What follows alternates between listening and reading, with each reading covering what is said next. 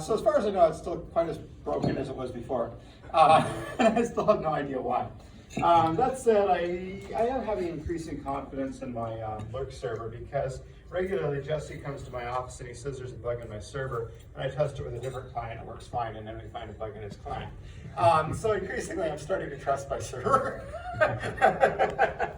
Anyway, he has found a couple little nits.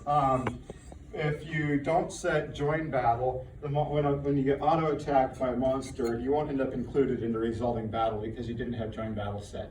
That's an actual logic bug. You found that one recently. I haven't fixed it yet. But increasingly the bugs have been pretty minor on my server. A couple of years ago, it seemed like a lot of the bugs were like, well, if you do this, you go into a room and go out of the room, and you go into the room and out of the room, and into the room and out of the room, and into the room and out of the room, and you set up a script to do it, eventually it crashes. You know, it's just somewhat more major. And I'm sure people here will find some bugs. It was bad enough the first time with this server that people weren't quite sure. Is it my client? Is it the server? I think you can look at a client first, but I mean the server is 1,700 lines of C that I wrote. I mean, I'm betting that somebody here is going to find at least one bug on the server and think it's a bug on their client first. All right. Yes, never proclaim a piece of code to work correctly. You know, you can express some level of confidence, but you always got to hold the success of it loosely. Just ask Boeing. You see all right, you guys saw the recent. Well, actually, there's several reasons to. I was thinking about the Starliner test when they sent the capsule and it was going to go up and dock with the space station, but they set the clock wrong or something. But I suppose other people could have been thinking about the 737 MAX. This kind of thing, I mean, it's got a history. There's a space probe that got smashed into Mars some years back because half the engineers were using imperial units and half were using metric. There are two different contractors working together, and so it wasn't like individual engineers, it was like all the engineers at one company and all the ones at the other company. Anyway, the US government lost a very expensive payload and they bought the launch from SpaceX on a Falcon 9, but they had a contractor, I think Northrop Grumman, make a release mechanism to release their payload from the second stage because they didn't trust the usual way that happens, and it just plain didn't release it. All right, so bugs always exist. Microsoft did a study once and found they were introducing like 1 point something, not that huge, bugs for every bug they fixed. This was some years back, and they worked hard on that problem after the study. But that tends to happen. I like the Debian operating system because it tends to be well debugged, my general opinion of it. Release status page. All right, let me show you what happens with the releases. That's not quite the page I want. I want the page with the chart.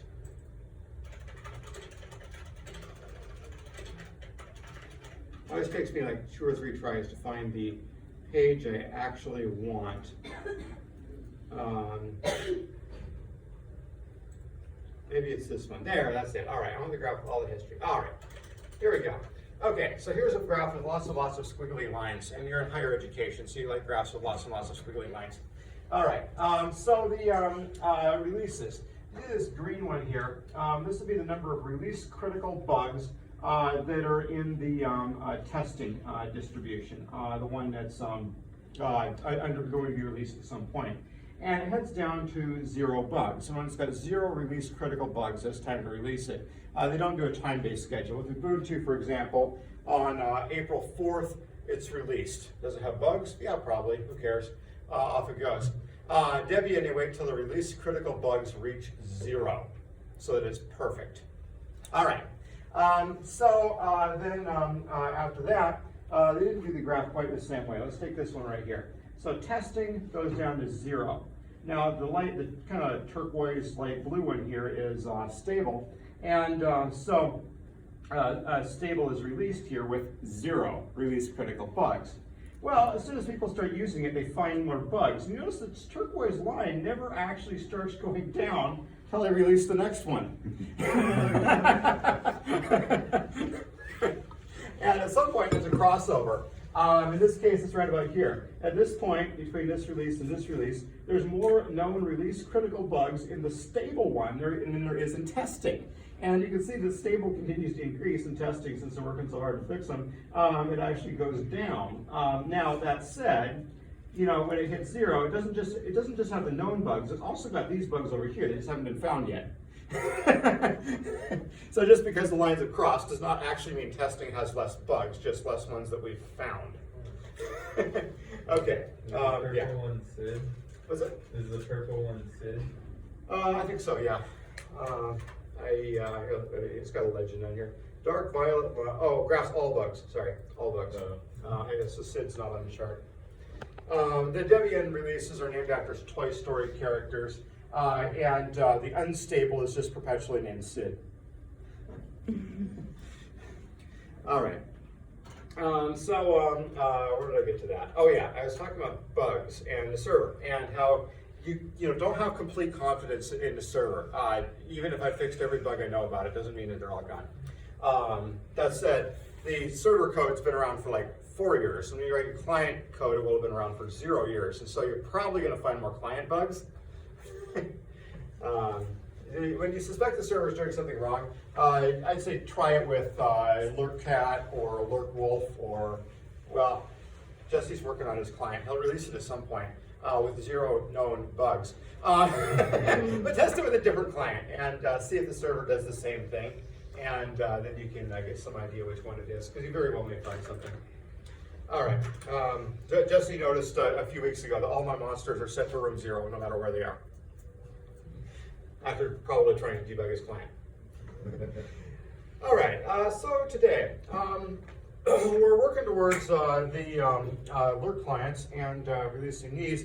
So I want to do kind of a lesser scale example that covers a lot of the same principles before we get there. One of the complaints I've had about the class before is that it doesn't include this very thing I'm about to do. The reason it doesn't include it is I've been trying to put more time into the layers system, but I'll talk 20% faster during the layer stuff this semester and it'll work good. Actually, I just have to change the number of examples and things. I think there's a lot of stuff in the layering part that people forget. Like, I like to talk about the Aloha protocol a little bit, to talk about wireless networks and problems that happen with wireless networks, since a lot of them were discovered in Aloha, which was an obsolete system from the 70s. So I think we can abbreviate our coverage a little bit without missing too much there. All right. Anyway, I don't want that one. I want this one. I'm going to example.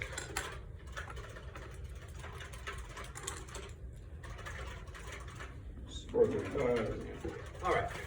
So we had a chat server before, and it had all this stuff it was missing. It didn't support names, or logging in and setting a name, or it didn't announce new people that connected, or it was missing all of this stuff.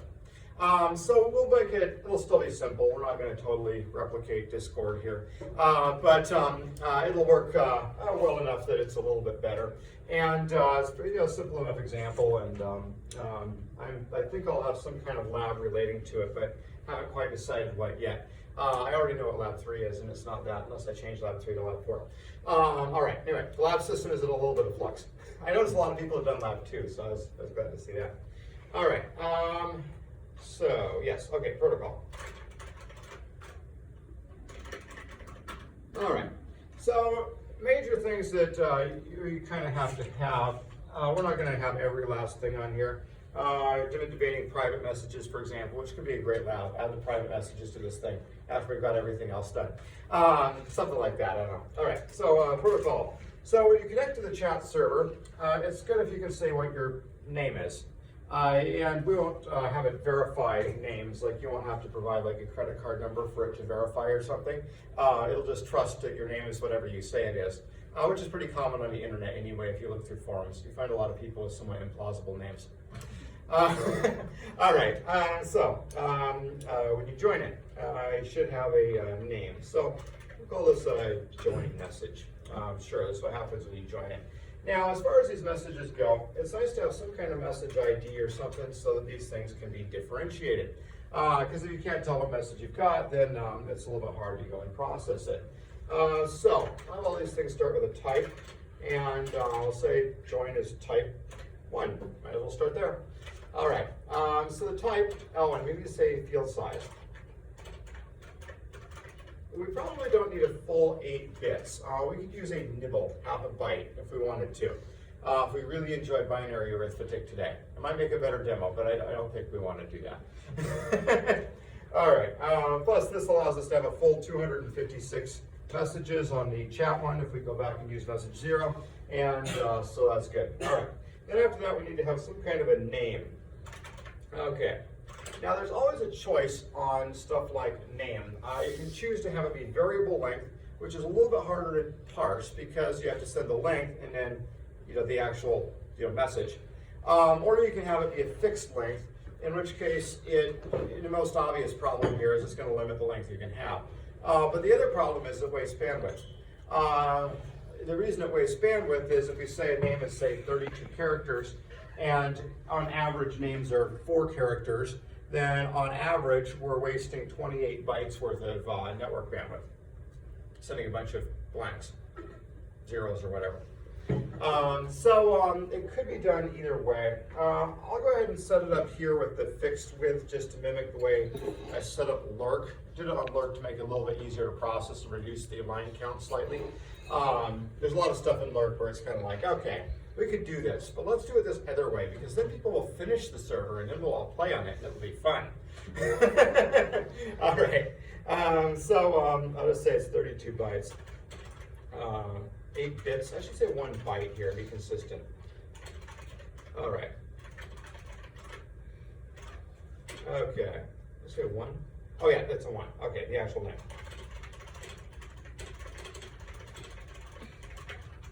With,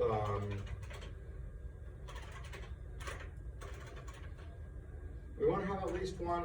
Sure, why not? All right. We'll say the name should be null terminated. Now, the rest of them, say the name is 4 letters. I keep thinking of 4-letter names because my name is 4 letters. Then for character 5, you have a null terminator to indicate that's the end of the name. You'll need something to indicate it's the end of the name. Then after that, there would be 27 more bytes, and those could be zeros or they could be something different than 0. My lurk server just leaves them uninitialized and doesn't worry about what they are. And this is fine if you're not looking at them anyway. And there's no good reason to look at them anyway. They're just data that you don't need, part of the name that you can't use. But it's been a parsing problem occasionally because occasionally people have actually incorporated that into their client, reading that into their client. So the client takes that and then considers the full 32 bytes when deciding if one person's the same as a different person, which can cause a problem because if the server is sending uninitialized memory for that last piece, it could send either one. The other thing about uninitialized memory is uninitialized memory just means that it has whatever contents used to be there. So if your server just so happened to have something like an important password at the memory that had previously been used for that purpose and never changed, it's possible you could end up sending out something that a hacker might actually want. Seems like a really difficult thing to exploit. But it is, in a sense, a potential security issue. I usually just ignored it because it seems about impossible to exploit. And seriously, who's going to spend a long time trying to figure out how to exploit lurk servers? But something to consider. All right. I'm not sure there's much of anything else we need to start a chat server, just like the person's name. Sure. All right. All right, so then there's messages. I'm not going to name this one message. I'll call it chat. That's a lousy idea too. MSG. Well, that's an abbreviation for message. What else would you call it though when you have a chat message? A tweet? I don't know. Call it text. There we go. All right. So it's going to have a length. All right. Now we have to choose how many bytes we want for the length, and it's going to affect the maximum. If we're on Twitter, we could just choose a byte. We could use a short like lurk. We use a short like lurk because you have to practice using these things anyway. All right, so that'll be the length. All right. Okay. Question comes up here, should it be null terminated or not null terminated? I'll just go ahead and say it does not have to be null terminated, and we can figure that out ourselves. The reason we can do that is we have the length. If we already have the length, we don't really need to know where the end of it is, since we know where the end of it is. All right.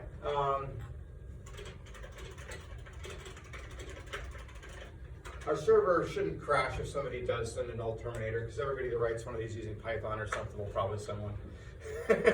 All right. There we go. There's the actual length in that. Oh yeah. Now these things up here, you have to decide if you want big or little endian. You want network by order, like most protocols use, or little endian, like most computers use. Got to choose. Length of the message. Let's go for big. All right. Why not? Just have to pick something. All right. Then it'd be nice if the server lets the client know who is connected to the chat server. We should have something where it announces either people or users. User. All right. So this one. So these first two. This one's sent from the server to the client. All right. This one's again. Oh well. This one could go both directions. Oh. If this is coming from a server, it would be awful nice if it actually identified who the message was from, although that could just be put into the text. It would be fine if it's in the text. The client may want to parse it out for some reason. If they want to do that, they can do it. It'll be fine. All right, text. We may find that something in here is a bad idea when we start putting this together, and that's fine. Since we don't have like a standards board, we have to go and petition for changes. It'll be okay. All right. Then the user. This is sent from the server to the client. All right. So, we could just use a join. Yeah, because they're going to be the same. Like if there's somebody that connects to the server, we're going to want to tell the client who they are. And that's the same thing that join sends. All right, let's rename this one user. All right, send from the server to the client and the client. Server to the client. Let's send both directions. I guess they're both ways now. Okay, cool. All right, so there we go. So we can send a user to the server. The server will go ahead and send the client all the users that are on there, including when it joins. It should have a way to tell the client that somebody's left. Because if somebody disappears and you're expecting that they're there, then that could be a problem. Okay. Left, like they left. All right, so let me just say there's a user here. The only thing is if they left, we have to know that they left, and it's not the same thing as that. So let's say type is 3. Oh, and I forgot the type here. That's a type 2. Although I guess maybe that could be a 3. Oh, whatever, doesn't matter. All right, there we go. We're about there. It's probably enough to make this basically work. Now, one other consideration here is behavior. For example, what should the server do if two clients have the same name? Well, we can hope it doesn't happen, but we could also say, like, name already taken or something. You can't have that name. All right, maybe we need that. With alert, we have an error and an accept. So I'll go ahead and just have a name taken error. All right.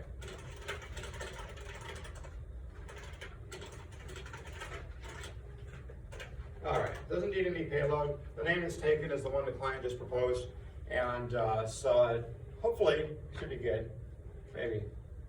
All right, I don't see a major problem here. A lot of times problems are noted later. For example, one problem with Lurk, I should have thought about actually changing that this semester. I guess I haven't actually posted the description. Nobody started writing. I might change this. Since the Lurk server sends out, when you go into a room, it sends you a room and then it sends a whole bunch of connections. Well, the way you know that they're connections for the current room is because that's the room you're in. If it accidentally sent the connections before you changed rooms, that could be a problem. Or if you sent your changed room message, and then it was busy sending you a connection from the room that you're currently in, then you might not actually know which room the connection pertained to. Like, it's not absolutely crystal clear in all cases. That said, it's worked pretty good. Even my lurk test bots don't get confused. I've thought about this one before. I don't know. I'm a little reluctant to go and make a change there because currently the connection and rooms are parsed with the same logic, so you don't have to duplicate it. If the connection and a room identifier that is from, then everything would be better except that you'd have to duplicate some of your parsing code. Oh, anyway. Sorry, I forgot all about that. Okay, we're back to this. All right, so name taken. All right, that should be about enough, I think, hopefully. Stuff to get started. All right, so there's the protocol. Now, we're going to have a kind of an advanced server. We had the chat server before. I'll go ahead and make a directory for the new one, and we'll just keep everything there. Chat 2.0. All right. Protocol at chat 2.0. I'll go ahead and copy our old chat server. It'll be a good place to start. All right. We'll need an actual client. This one's not going to work with just Netcat. But we were noticing Netcat was a deficient client anyway, since it doesn't separate your input and output. You could probably open up 2 sessions of Netcat with the old one. And since you're on the same IP address, you could just send from one of them, and on the other one, just pipe standard out to dev null or something so it doesn't interfere with your typing. You could probably make it work that way, but anyway. Actually, you know what you could do is you take lurkcat, pipe standard output to a file, and then tail-f the file in a different terminal to follow it, and then just tile them in your window manager, and you'd have separated input and output. All right, well anyway, that could work. All right, so yeah, the chat server. Okay, so we had a client thread before, and these days the client thread is going to have to get a little more complicated. The first thing the client thread is going to have to do is handle the joining. Maybe I'll put a bigger comment on these things. So, all right, handle joining to chat. We need to receive a unique name and not move on until then. All right, so basically the logic here is going to be like forever. All right. And for a name, if the name isn't taken, add them to the list of names and break out of the loop. All right, loop, there we go. Sorry, it just occurred to me it would be very amusing if, when you wanted an infinite loop, instead of infinite loop, you just spelled loop with an extra couple of O's, and that was like an infinite loop. All right. So that's what we need to do there. Then there's the actual handling things. So this has to be updated for the actual messages we're using.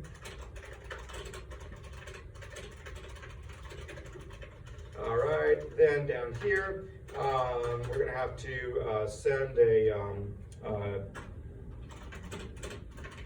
to the other clients that this client has left. All right, cool. And I think oh yeah, that's right. We set the file descriptors in the list to standard error when the client's left, and we did not recycle them, which of course we should have.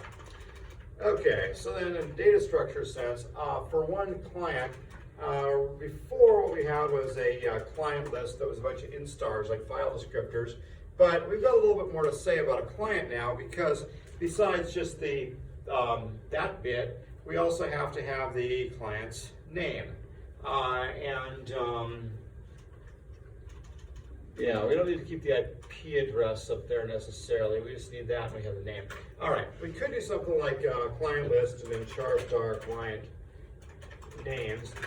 This gets to be a little bit messy in a way, because if you start doing this and something like C here, you're going to end up with a whole bunch of parallel lists.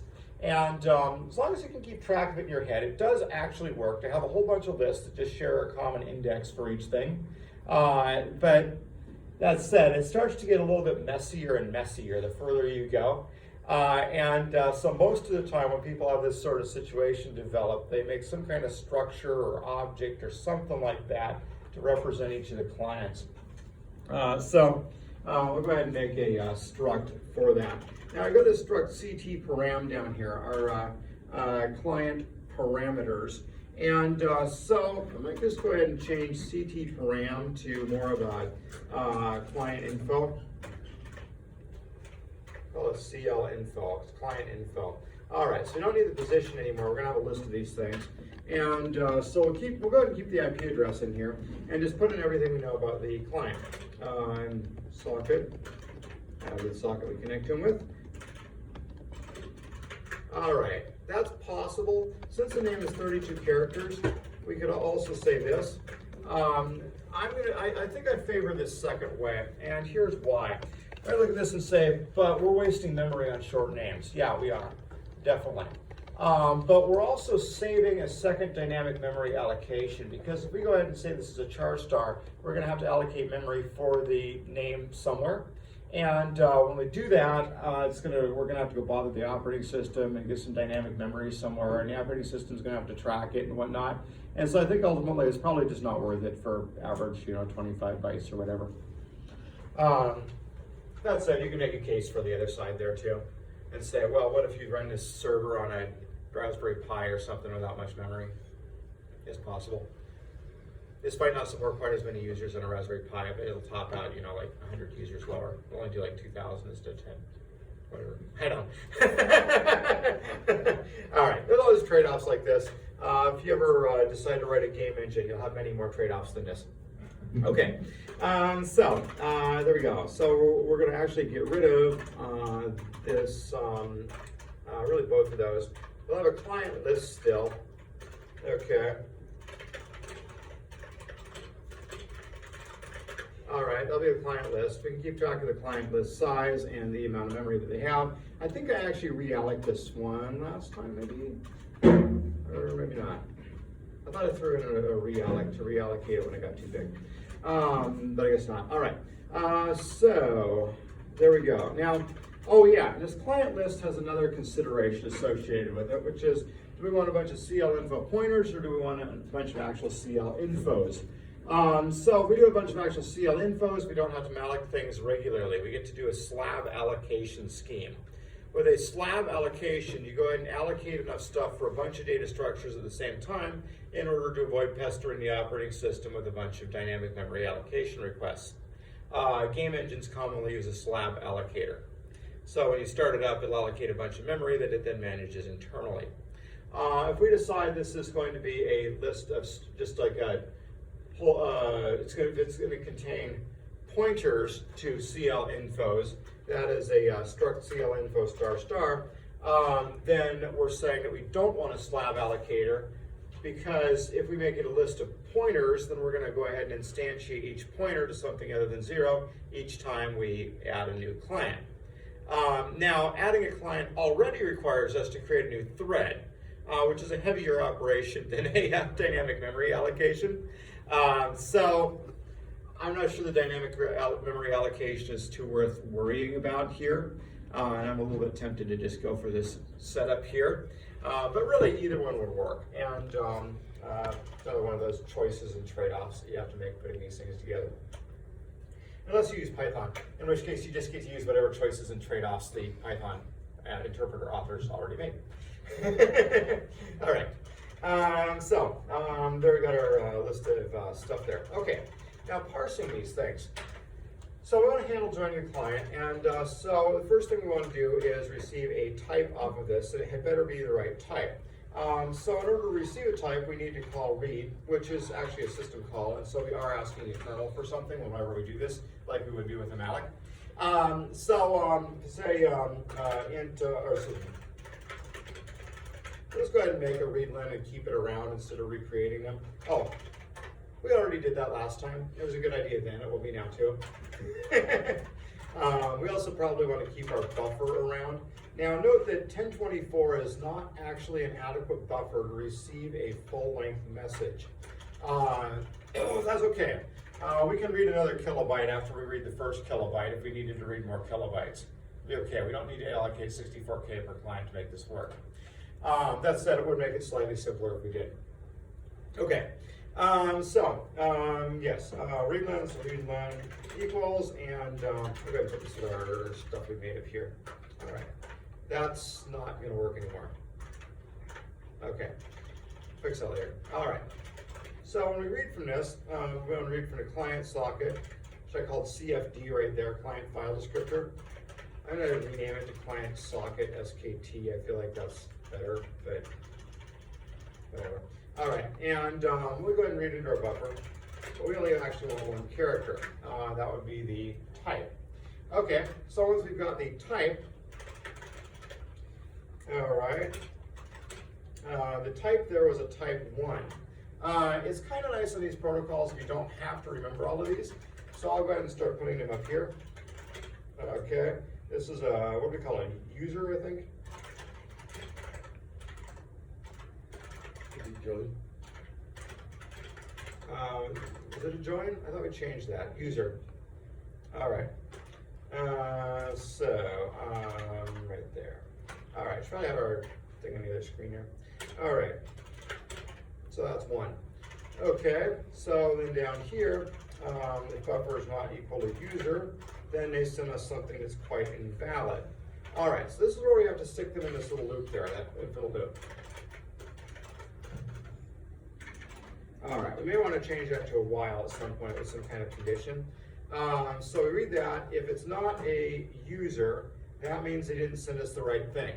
So if they didn't send us the thing we expected, we have to decide, are we done with this client? Do we want to boot them? Do we want to just go up and wait for another one? You know, we can kind of choose here. Part of the danger of going back up to the top of this, and well, we didn't get a 1 this time, let's try again, is we never quite know how, if we're going to process a bunch of junk. Say they just send us just cat a picture into the socket. All right, so they're dumping a picture into the socket. Sooner or later, just by chance, we may hit a byte that's 1. Then we dump it into our processing loop, but of course we're not going to get back on track here.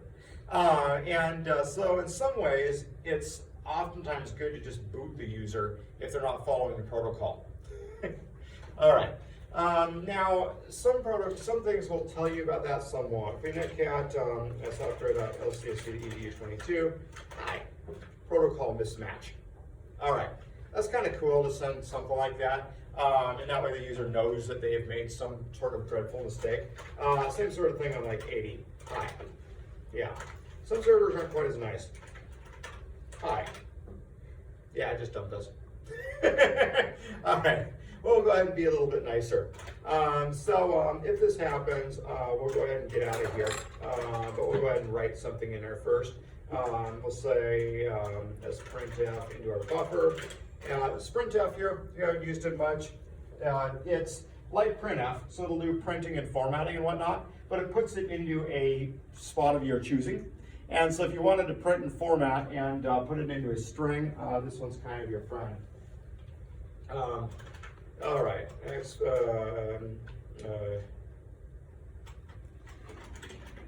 right, well anyway, some sort of thing. Okay, there we go, we'll send that in, and I guess I didn't use printf to format anything at all, so I could have actually just used strcpy or something. One nice thing about sprintf, it has a return value here that's the number of characters it just put into the string. Return. All right. So returns the number of characters printed, excluding the null byte used to end output to strings. Yeah, since it does that, let's use our readlen, and we can just go ahead and say write to our client socket. Our buffer, readlen, bytes.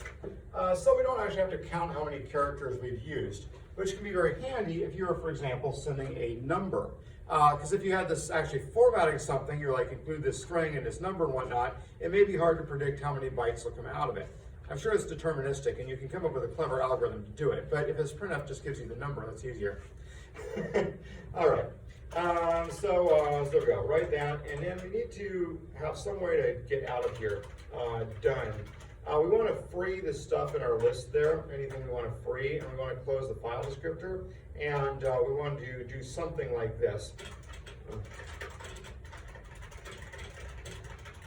All right, so this is kind of our done. All right, so up here we just say go to done, and that'll take care of it. All right, done, like that. I feel like I should use go-tos somewhat regularly. In some ways, one disadvantage of this program here at Lewis Clark State College is you've only got 3 of us. And so we have to try to cover considerable ground among different viewpoints so that you can make up your own mind about stuff like go-to. So I need to use it because Nina doesn't like it. I don't know what Charles thinks of it, but that way you get both perspectives. All right. We're a little bit better now with 3.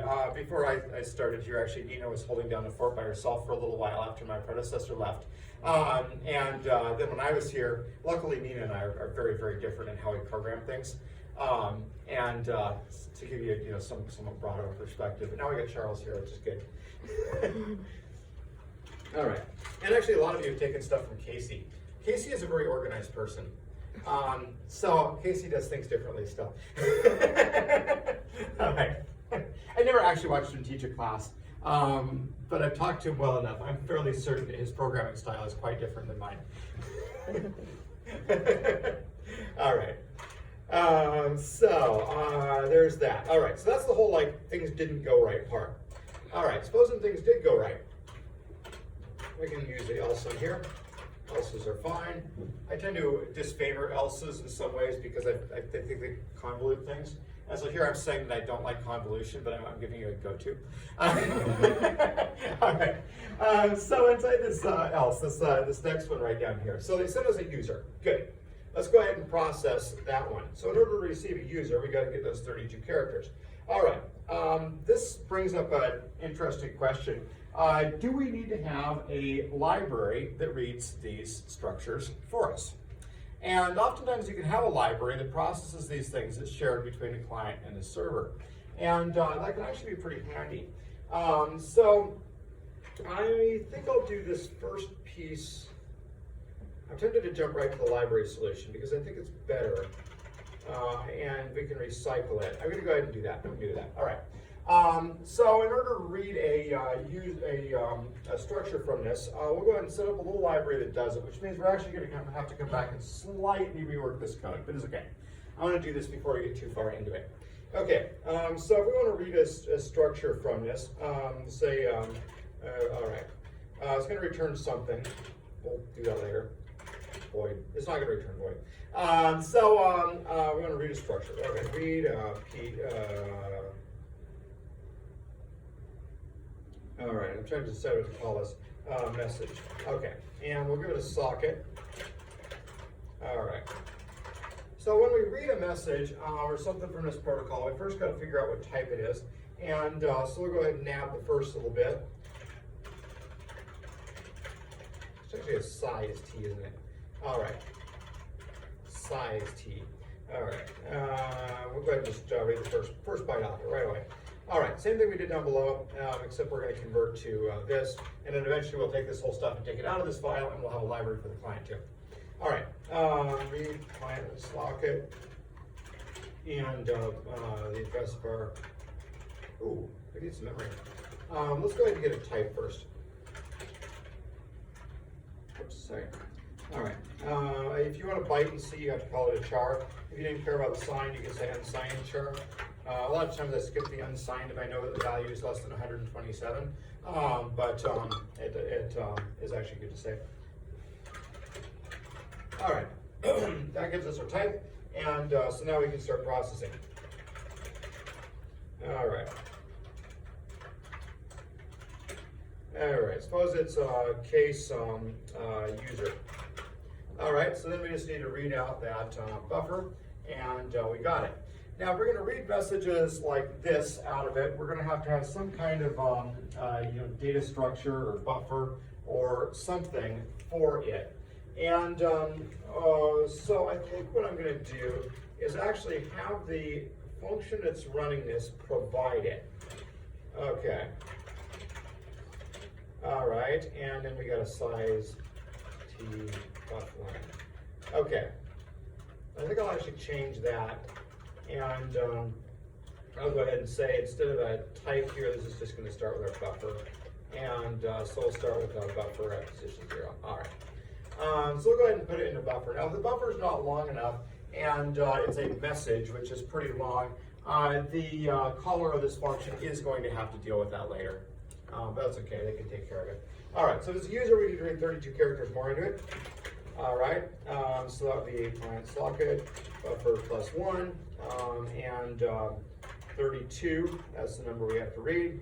That is the number we're reading. All right, now one other note here about read len. So first of all here, if read len is not equal to 1, something went wrong. All right, we'll go ahead and return some kind of error message. I'll go ahead and say we return an int here, and if everything's cool, we'll go ahead and return the mess. Well, we don't need to return the message type we got. We'll return a 0 if everything worked. Otherwise, we'll return an error code. All right. 1 means that it didn't work. Okay. Okay. Also going to use recv here with msg wait all. To make sure that we get all 32 characters out of this thing. All right. Then we have a problem. All right. Otherwise, I think we're done with case user. Okay. All right. So it's not a lot of stuff in here, but this kind of helps you put the protocol into one spot like that. Now, one thing that would be actually pretty cool here is to put some kind of structure together, probably made out of that buffer that interprets all of this stuff and keeps it straight. I think I might not do that for this kind of simple one here, but pretty good. All right, so then what we have to say here is just go ahead and read message from our client file descriptor, or client socket, and we'll give it our buffer and the size of our buffer. And so the size of the buffer is 1024. I don't want to put that number a bunch of times in here. Excuse me. All right. So on your read message, your first argument is just SKT instead of CSKT for read message? Yeah, I call it that up here because, well, it's a You're going to have and then you use CSKT in the function. Oh, good point, good point. That is actually a problem. Oh, yeah, I call it SKT because I intend to put it in the library and have it read from both the client and the server. All right, yeah, good point. All right, so then we're gonna get that. Okay. So if this returns us a 0, so if not that, like we get a problem there, then we want to be done. All right. Okay. I might go ahead and put this thing down in, well, let's do it maybe 2 exit points. We could have a normal done where like everything's fine, but we can also have a done where everything's not fine. So I'll call that go to bad problem. All right, and this stuff is going to end up probably there too. All right, so this stuff can go down to the end now, and so we got done, but we've also got a worse exit point. All right. All right, so there we go. If this all happens and we are done, we'll just go to done right here. That's our exit from the other. We got to revamp that entire algorithm anyway.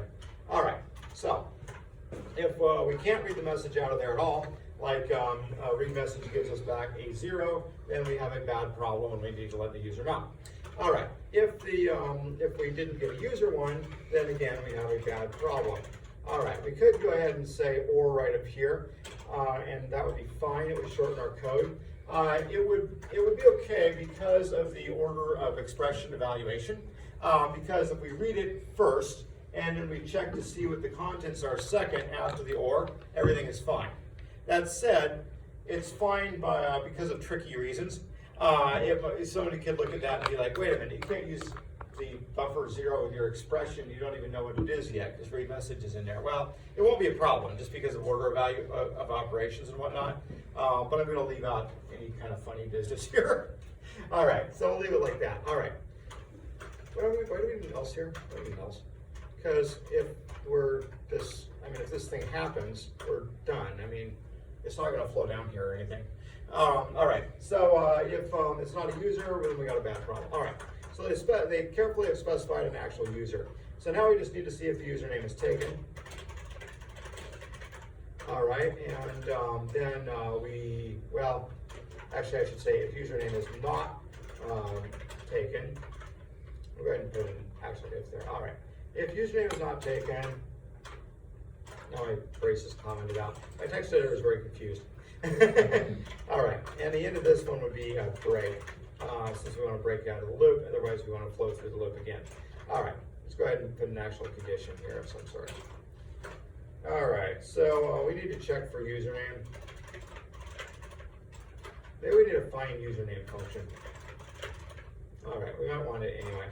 All right, that'll be buffer at position 1 is where that thing will start. All right. So if we can find the username, what should find username return? All right, not find username probably means we didn't find it. That would be a pretty good normal way for a function to work. All right, so we can't find the username. Add it to the, all right. Okay, cool. They can have that user if we can't find it. All right, so you need to find username. I can come back and fill in the blanks on some of this. We're starting to run down our time, and I kind of want to show you the bones of this thing more than I want to show you how to write a loop to find something in a list of things. All right.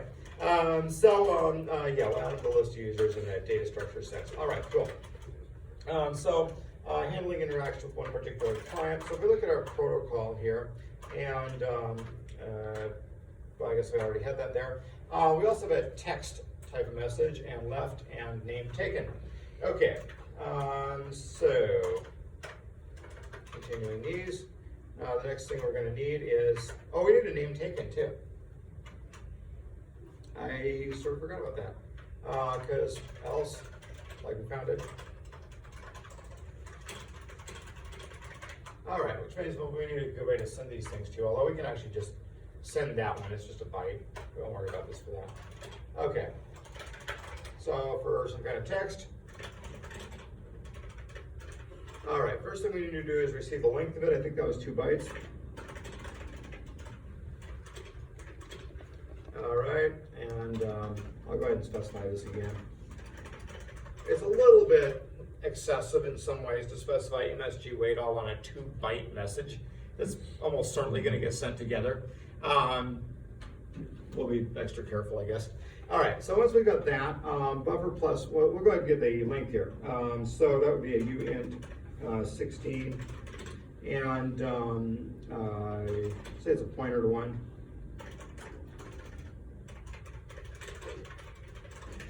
All right, so buffer plus 1, that'll be type void star, and so this is the address of the piece of buffer that has it. We could use this all in one line by doing some clever casting, and it would be fine. But I think this will be a little bit cleaner and easier to see. All right. So we need to know how much to actually read. All right, so the number that we want to read, oh, we should check this, whatever. So the number that we actually want to read from this, since we got this uint16t here, that's how long the message is, that's cool, but it might be that this is too much. So we want to see if msglen is greater than bufflen. But of course our buffer already has 3 bytes used, so bufflen -3. So if it's greater than that, we need to set this to the amount that we can actually read. So if that's true that it's greater, then it'll be bufflen -3. Otherwise, it'll be msglen. And we'll go ahead and read the whole thing in one go. All right, if we haven't read the whole thing in one go, the user should be able to figure that out pretty easy. All right, so there's our read len that we want. Looks like I don't have any lines hardly that are setting read len to something. All right, read len again. All right, this time the MSG wait all is not just a decoration. Buff len in this function can be set to anything you want, so some user could be like, all right, I'm just gonna set buff len to 64K, and then we're not gonna worry about partially getting a message or reading the rest of messages or any of that nonsense. We're just gonna read the whole thing into his buffer. Well, if you use this on a classic Ethernet layer, data link layer, then it's definitely going to get fragmented into multiple packets. And if they arrive at somewhat different times, as packets certainly can, then TCP may very well deliver you less than you asked for. All right. Yeah, there we go. All right, so read len equals that. All right, so then we're done. I'm going to return 0 at the end of this. All right, so there's a read for a text, and I think that'll bring in the text and hopefully do that correctly. All right. If you decide to do a library of functions for this, you don't have to. The more complicated your protocol is, the more tempting it is to make a library to read the protocol like this, and the more infrastructure you'll want for it. I think typically the people that have been most satisfied with lurk servers have made some kind of receiving things and sending stuff functions. In some cases, they've structured it this way, like where you got a function and it receives it. In some cases, I think they've just gone ahead and pulled the type, and then you just call the appropriate function to read the sort of message that you actually wanted and separated it into different functions. I set it up with one function. It uses a switch and receives the right thing. And then there's the consideration on, messages are different sizes, right? So we let the user provide their own buffer on this one, kind of the way the read function works. That's fine, but if you were wanting to put this into some kind of structure or object or something, like an object with polymorphism, you might want to have your function here called new and allocate a new object to the correct derived child class, and then return a pointer to the parent class, which then on the other side you can figure out which one it is and cast it as the appropriate child. All right, so there's a number of ways that one might want to do this sort of stuff. Okay, once we've done all that, for send name taken, I think I am just going to say write, and we have to put it into something. All right, char, what was it, 4? All right. All right. Doesn't get much simpler than that. I guess it could get simpler if write would allow us to specify the literal value to write here, instead of having to have the 64-bit address of the byte that we intend to send. All right. Yeah, it goes. We could put that into a function if we wanted, I suppose. All right, so I'm going to do the data structures, probably just like offline or something, and hopefully I'll actually remember this time. We'll see. Okay, maybe I'll fix our other demo too. Okay, so then down here, when we go ahead and read something, handling interaction with one particular client, instead of read, we'll actually go ahead and use our read message function into our buffer, a buff size. All right. So if this ever fails, like if it returns a 0, then we have the bad exit. All right. Might seem a little bit strict here. The whole all right, they said they made one mistake, off to bad problem we go. And in fact, we need to make sure that they did a couple of these. All right, return 1. And then these ones, if I'm going to check that, I need to know what it was. Well, you can see how I should probably do that. All right. Might seem a little strict, you're like, if you get one byte off, we're just going to dump you off the whole thing. But I mean, you know how compilers are, for example. If you make one syntax error, it's like, no, we're not going to compile the whole thing. This is wrong. With the network protocol, part of the problem here is if you get out of sync with your client, then nothing good happens after that. And if it's kind of complicated to try to figure out a way to resync. For example, in a name, you're allowed to have your ASCII text. And so suppose we had a big protocol with 100 messages. Well, 97, lowercase a, that could be in the name. And so if you decide to resync by keeping going until you find something that's a valid message type, eventually you may end up resyncing when you found an lowercase a in some ASCII text that's like a string that describes something. So resyncing actually turns out to be a pretty complicated problem. Now, looking at this, one thing you might say is, well, what about a network error? And the answer to that is that the underlying layer will handle it. TCP is designed to give you reliable transmitted messages. So if a packet is lost, TCP will handle getting it resent and put together correctly. So the answer is it's not our job. All right. So if the client can't speak the protocol, we'll just dump it. All right. That's not what we're doing anymore. And so we've got that. All right.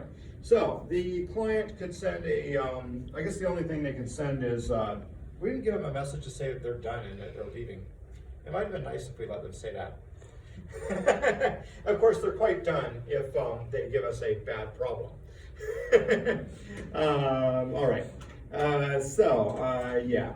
We'll assume it's if buffer position 1 or 0, that's the type, is not equal to a user, not user, text, then we're having a problem.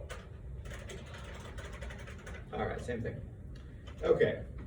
Provided they passed our various checks, we want to relay our message to everybody.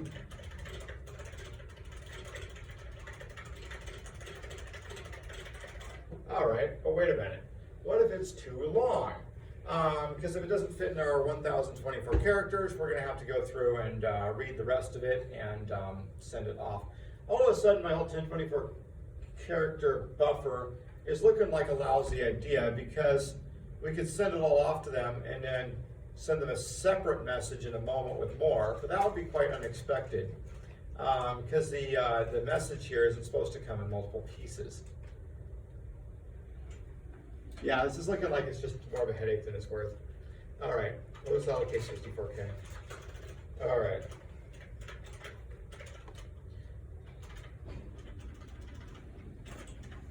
You don't have to do it with arithmetic like that. You can put 65535 there if you want to. A lot of times when you're doing a large number as a constant, it's kind of nice of you to be a little bit clear about what exactly it means. In this case, I'm guessing that most of you remember 2 to the 10th power is 1024. So if we multiply that by 64, we got 64K, which is the maximum for a unsigned short. All right. We'll go ahead and leave this code in here. So you can use this library with a smaller buffer if you want to. We just made the decision we didn't want to over here. Okay, relay the message to everybody. Yeah, alpha goes to everybody. We gotta set that up, and then we got that stuff. All right, so the protocol, so that's getting pretty complete. Let's go ahead and finish a couple more things we want to receive. All right, so it's possible we might want to receive that somebody left. The somebody left is actually the same behavior as right here. If we look at our protocol there, you can see left, exact same. It's nice to recycle some code on these things. All right, this is not how switch statements work. That's how switch statements work. All right.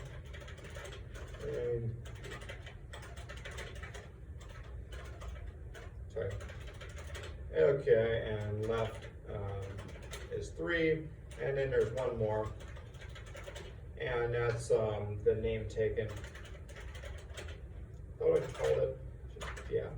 All right. We can't have a space in it here. That'd be ridiculous. All right. So there's all of our 4 right there. Cool. All right. So just to be complete here, case name taken. Well, if that happens, then there's really nothing to do at all. Like we'll return a buffer, and it'll have a 4 in the very first place. And so I guess they know then. All right. All right, default case, like it didn't match anything in our protocol. Well, that shouldn't actually happen. I mean, at that point, we're having a problem. I'll go ahead and print out that unknown message type, %E, and buffer at position 0. So yeah, we had something we didn't know about, and we'll return a 1.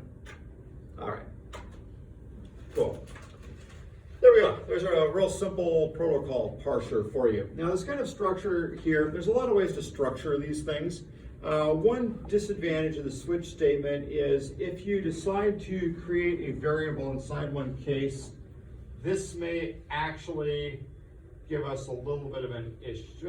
Probably not. It'll be okay. But remember, this MSGlen may or may not exist when you, no, it's going to go out of scope right there. All right, it's fine. Don't worry about it. All right, it's only a problem if you flow through to something and expect something to be fine. So in very unusual edge cases, you can create a situation inside your switch statement where it's not quite clear if a variable exists or not, involving flowing down from one case to the next. In this case, we have a break that cleanly ends that, and so that variable will go out of scope after the end of it, and we shouldn't have a problem, hopefully. Oh, and I actually see a bug on that line. That should be a star MSGlen. MSGlen is an address. All right. So that will tend to work. Now, when you structure one of these things, you'll usually have to read something out to get a type, and then after that, it might vary which memory you want. So, in some cases, like doing an alert protocol, it may be very tempting to go ahead and allocate some dynamic memory for a room description or a player description as you go through here. And that's perfectly fine to do. It doesn't really cause an issue. You can do that, or you can have a buffer somewhere you use. The buffer somewhere you use can get difficult to track, and so a lot of times it's easier just to pass that on to the operating system and use malloc. No big deal in using malloc. The reason that games use slab allocation is performance. I doubt anybody's lurk client or server is going to have a performance issue. All right. Put this star next to the next message line as well. Yep.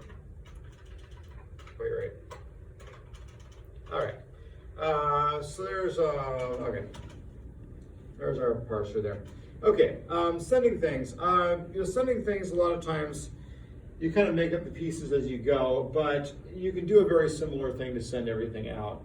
I didn't do that for the problem there where the name's already taken. We just send it out since it's not very hard to do.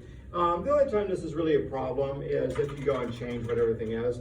One thing that can help here is if instead of that we said name taken and actually use our constant from up above. Then if we change the way the protocol is, we don't have to go root out all the 4s in our program and change them. In which case this 4 is not quite the right name. But that said, since if that variable actually contains a 5, it will actually still work. Like it won't cause a bug in our program. It'll just be a weird name. Okay, so there we go. There's our little library right there. And that should be about good. I actually made it a little further than I was thinking. We got the entire thing outlined at this point. All right, so I don't want to do the data structures in our last 10 minutes. I want to kind of talk about what the client's going to do on the other side of this. So now that we've got this function that receives everything, the next thing we want to do is take this whole thing here and most of this stuff we're going to want to take. Go ahead and do that. All right, call it chatlib.c. All right, so here's all of this stuff. So the chat library, I can go ahead and take this stuff out of the chat server, some of this stuff out of the chat server. The server doesn't need to have that stuff, that's good library things. This is actually stuff that the server tracks internally, so it should stay with the server, and then that our read function should move to the library. All right, and then at the end of this, we can go ahead and include chatlib.h. All right, there we go, with a quotation mark at the end. Okay. This is supposed to be chatlib.c, yes. All right, we'll need to have a header. So I'm gonna go ahead and duplicate this and separate it.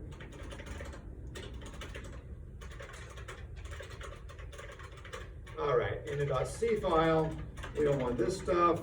This is server data structures, but we definitely want our implementation of our function. And naked. And chatlib.h, the header file, we don't want our internal server stuff. We definitely want our defines. We want a prototype for read message, and we're going to pull all that stuff out and do that. All right. Since it's C, you're actually allowed to omit these and just say what the data type is. My uncle favors that. It says if you change the name of the parameter down in your function to try to make it make sense, you don't have to go change it in your header file. That's a good principle, but it does require you to document what these things are some other way other than the names.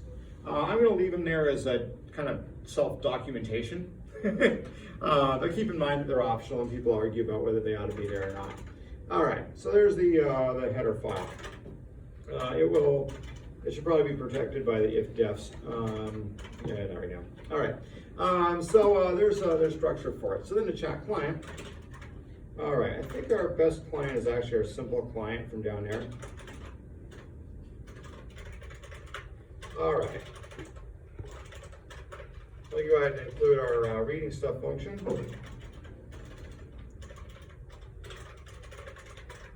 Cool. All right, the major issue with the client though, so next week, I'm going to talk about client user interface and how to put these things together, which will just be kind of a primer on GUIs. If you've already had GUI experience, it may be semi-boring in some way. I'll probably use GTK, potentially GTK MM with C++, which will require converting this thing to C++. I've used GTK with C before, but I feel like that's probably not what everybody wants to learn. It does work. You can do GTK with C. Most of the major GUI libraries sort of expect that you might make some choices about which language you use.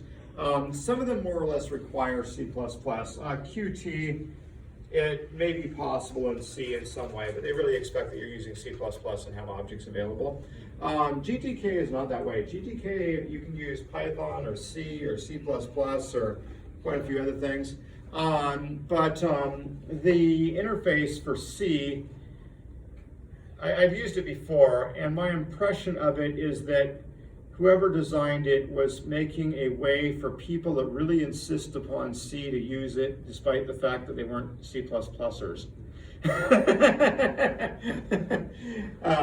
Occasionally there's something and you look at it and you're like, yeah, this is, they put this interface on here later because somebody asked for it, and nobody's heart was really in it, and everybody just sort of hoped that nobody ever used it, and if they did, they must really enjoy pain and suffering, so they'll enjoy this. Yeah. All right. GTK isn't entirely that way, but it's a little bit that way. Anyway, so we'll probably end up updating the client, not the server, to C++, which is perfectly fine. We'll have a mixed application at that point. With lurk servers and lurk clients, a number of people do end up using C, and I think it's partly because I tend to demonstrate in C for this stuff. All of the network functions, on the other hand, are written in the C era. For them, the primary language is definitely C. Well, I'm sitting where they can't see me. If I'm standing over They here, can still hear you though. Yeah, that's true, it can. Anyway, so they take stuff like pointers. Read doesn't expect any kind of object or object-oriented system. So for them, it seems fairly natural to go this way. They return this file descriptor. You might look at the file descriptor they return and say, surely somebody's made a C++ library to encompass a socket as an object. I'm sure they have. If they haven't, it wouldn't be very hard to do. In Python, it's an object. You have a socket object that you connect to things. And you give it an address and whatnot, and it takes care of a lot of the stuff internally. But the way the libraries are set up in the network stack, it's definitely not object-oriented. So that's why we haven't been either. All right, so that's where the chat client is going next, and that's what the organization will be like. The last file that we'll have in here is the make file. And CS-435, serve. is an okay one. The thing about makefiles, just about everybody's makefile is some level of a hack. Mine are always kind of a hack. I've never seen any that really weren't. Half the time they're auto-generated and like 12 pages long. So, yeah, anyway, this is a makefile. All right, so the makefile in this, for this one will have to get a little bit complicated if it's got some C++ and some GCC, some C in it.